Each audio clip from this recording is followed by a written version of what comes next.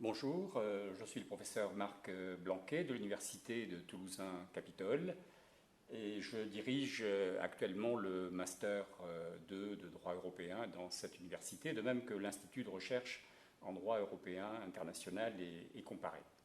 Ce cours que vous entamez est consacré aux institutions européennes et si cet intitulé peut apparaître comme simple et transparent, ce n'est là qu'une apparence pour ces deux composantes.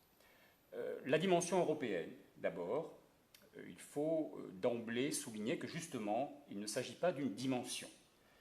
Il existe un certain nombre d'organisations internationales, soit de dimension universelle, soit de dimension régionale, qui peut être alors une dimension européenne. Tel n'est pas l'objet de ce cours. Le caractère européen correspond ici à un modèle particulier, un modèle original qui a été mis en place en Europe dans les années 50. Et c'est ce modèle qui fera l'objet de ce cours, c'est-à-dire l'étude des communautés européennes et de l'Union européenne.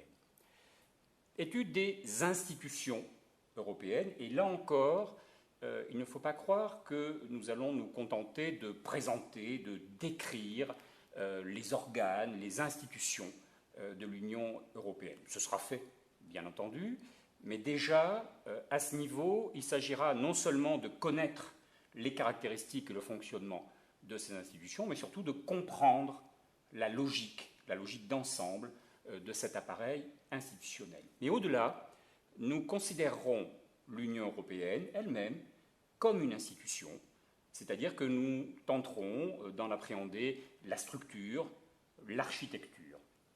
Et nous le verrons également, non seulement dans son état actuel, mais dans une perspective d'évolution. Les deux parties du cours sont a priori très différentes, puisqu'il s'agit de voir l'évolution de l'intégration européenne, puis l'organisation de l'Union européenne.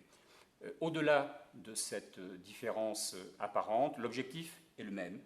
Dans les deux parties, il s'agit de comprendre ce qu'est l'intégration européenne en tant que modèle, en tant qu'objectif, en tant que processus, en tant qu'idée, certainement.